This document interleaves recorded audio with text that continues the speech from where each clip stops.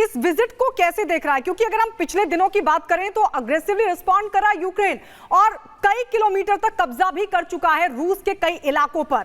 ऐसे में इस विजिट को रूस किस तरीके से देख रहा है? क्योंकि यह भी कहा जा रहा था कि इसका एक तगड़ा जवाब रूस की तरफ से भी दिया जाएगा यूक्रेन को।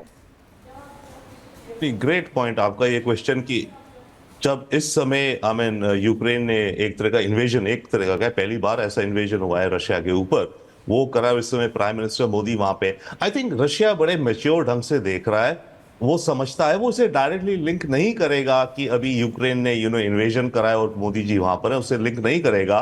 वो ये देख रहा है कि इंडिया का जो रोल है, इनफैक्ट रशिया भी मेरे ख्याल से लुक फॉरवर्ड कर रहा है कि इंडिया का रोल जो हो इस मोमेंटम में सीज फायर हो जाए। अब बात यह कि रशिया चाहेगा कि वो सीज फायर जब भी हो वो रशिया के फेवर में जाती हो। यूक्रेन और अमेरिका चाहेंगे कि जो भी सीज फायर, जब भी ये जंग रुके, उसके आगे के कदम अमेरिका और यूक्रेन के फेवर में जाए। पर मैं एक पॉइंट और कहूंगा, अभी हम बात कर रहे हैं ना कि दुनिया भर के लीडर्स देख रहे हैं। ऑफकोर्स मॉस्को में रशिया देख रहा है, वॉशिंगटन डीसी देख रहा है, लंदन देख रहा है, जर्मनी देख रहा है, दुनिया के लीडर्स को देख ही रहे हैं। यूक्रेन के अंदर के लोग भी इस विजिट को देख रहे हैं और वो इस विजिट को इसलिए देख रहे हैं, यूक्रेन में डेफिनेटली इंप्रेशन है कि इंडिया रशिया का बहुत अच्छा दोस्त है, पुराना दोस्त है, भारी भरकम दोस्त है। तो वहां के अंदर और जेलेंस्की के लिए एक तरह की ये अचीवमेंट है कि इतना स्ट्रॉन्ग फ्रेंड जो रशिया का है। रशिया के समय दो स्ट्रॉन्ग फ्रेंड आप शायद कह लीजिए, एक चाइना है शी जिनपिंग, दूसरा इंडिया, जो बड़े देश है, राइट। शी जिनपिंग तो कभी यूक्रेन गया नहीं, उसे अलग रखिए। तो रशिया का इतना स्ट्रॉन्ग फ्रेंड जो है वो हमारे देश आ रहा है, तो वो भी इस विजिट को होप से देख रहे हैं यूक्रेन के अंदर के लोग कि इस मीटिंग, बट सब समझते हैं कि इमीडिएट तो किसी पे कोई जादू की छड़ी है नहीं, राइट, कि ये जंग रुक जाएगी।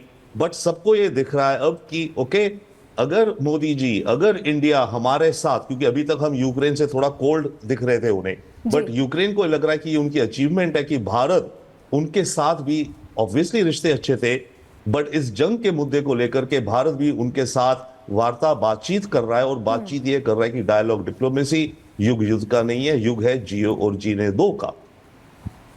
बिल्कुल सचदेव सर, आप बहुत इंपॉर्टेंट बात कर रहे थे, युग शांति का भी है और बुद्ध का देश है, शांति चाहता है। ये बात प्रधानमंत्री ने पोलैंड में भी कही है। हमारे साथ दो खास मेहमान स्टूडियो में जुड़े हुए हैं, मेजर वीके दत्ता हमारे साथ हैं और हमारे साथ कैप्टन यूके देवनाथ सर भी हैं। सर, आप दोनों का भी बहुत स्वागत है चर्चा में। देवनाथ सर, आपके पास आ रही हूँ मैं। ये हमने देखा था जेलेंस्की, यही जेलेंस्की जो निमंत्रण दे रहे हैं, जो बुला रहे हैं, जब रशिया गए थे हमारे प्रधानमंत्री और टॉक्स हुई थी पुतिन और प्रधानमंत्री के बीच, तो यही जेलेंस्की इस पर दुख जाहिर कर रहे थे, इस पर सवाल खड़े कर रहे थे। और यही जेलेंस्की आप समझ रहे हैं कि भारत एक ऐसा देश है रशिया के साथ भी जिसकी अच्छी बातचीत है और यूक्रेन को लेकर भी अपनी बात रख सकता है। और G20 में हमने वो करके दिखाया था, वो बैलेंसिंग एक्ट हमने की थी, हमने बात रखी थी, खुलकर रखी थी और रशिया की मौजूदगी में रखी थी।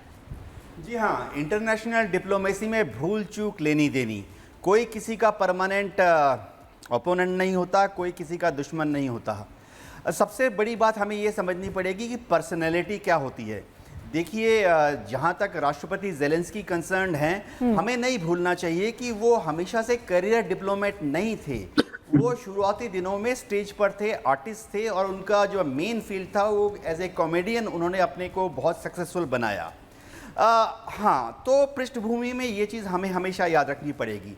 और अगर उन्होंने भारत को लेके या मोदी जी को लेकर, हमारे मोदी जी जब पुतिन रूस में गए थे, कुछ दो चार हल्की फुल्की बातें कही थी, तो वो भूल जाने वाली बात है, बहुत ही छोटी बात है। बड़ी बात यह है कि आज राष्ट्रपति जेलेंस्की को मालूम है कि भारत यूक्रेन का शुभांशी है। हम चाहते हैं कि यूक्रेन में ये युद्ध जल्दी से जल्दी ख़त्म हो जाए। हम ये भी जानते हैं और यूक्रेन को भी मालूम है, जेलेंस्की को मालूम है कि दुनिया में अगर कोई नेता है वो सिर्फ मोदी जी हैं, जो कि शायद सीज फायर की तरफ बातचीत करने में यूक्रेन की मदद करें। भारत शायद ऐसा देश है जो कि शायद क्रेमलिन तक, राष्ट्रपति पुतिन तक एक चीज़ पहुंचा सकता है, एक मैसेज कि सर आप जरा यूक्रेन पर और जेलेंस्की पर थोड़ा सा नरम हो जाइए। जेलेंस्की क्या चाहते हैं कि युद्ध बंद हो, युद्ध बंद होगा प्रोवाइडेड अमेरिका यूक्रेन को रोज रोज हिंदी में कहावत है चने के झाड़ पर चढ़ाना। जिस दिन अमेरिका ने यूक्रेन को चने के झाड़ पर चढ़ाना बंद कर दिया, ये युद्ध बंद हो जाएगा। जेलेंस्की सिर्फ ये चाहते हैं कि अपनी पॉलिटिकल सर्वाइवल के लिए भारत थोड़ा रशिया को समझा दे कि ज़ेपोरोजिया, दोनेत्स्क, जी। लुहांस्क, क्रीमिया, इन सब एरिया में थोड़ा सा रूस पीछे हट जाए। लेकिन हम मेजर दत्ता, हम पिछले कुछ दिनों से देख रहे हैं कि यूक्रेन और कीव के बीच में कीव और रशिया के बीच में हमने देखा कि किस तरीके से तनातनीज है वो बढ़ी है, और कल का दिन भी बेहद महत्वपूर्ण है, 24 अगस्त है और ये यूक्रेन का स्वतंत्रता दिवस है। ऐसे में जताई आशंका ये भी जा रही है कि यूक्रेन के ऊपर बड़ा हमला रूस के द्वारा किया जा सकता है, लेकिन प्रधानमंत्री नरेंद्र मोदी का स्वतंत्रता दिवस के ठीक एक दिन पहुंचना कहीं ना कहीं रूस को बड़ा संदेश तो जाएगा। देखिए, ऐसा कि ये जो विज़िट है मोदी साहब की यूक्रेन में, ये जब पिछली मुलाकात हुई थी मोदी साहब की ज़ेलेंस्की के साथ, उन्होंने इनवाइट किया था मोदी साहब को यूक्रेन आने के लिए, और इसके बीच में जब ये मोदी साहब रशिया गए पुतिन साहब के साथ 8-9 जुलाई को जो मीटिंग हुई, उस समय भी जो बातचीत हुई, जब मौजूद थे मोदी साहब वहाँ, एक बहुत बड़ा हमला रूस के द्वारा यूक्रेन के ऊपर किया गया था, जिसमें एक बच्चों के हॉस्पिटल के ऊपर भी मिसाइल गिरी थी और बहुत सारे बच्चे मारे गए थे। उस समय मोदी साहब ने पुतिन साहब को बोला था कि बच्चों का नुकसान होना, मारा जाना युद्ध के अंदर अच्छा नहीं है। उन्हीं के देश में बैठ के उनके सामने क्रिटिसाइज़ किया था एक्शन जो रशिया ने लिया था।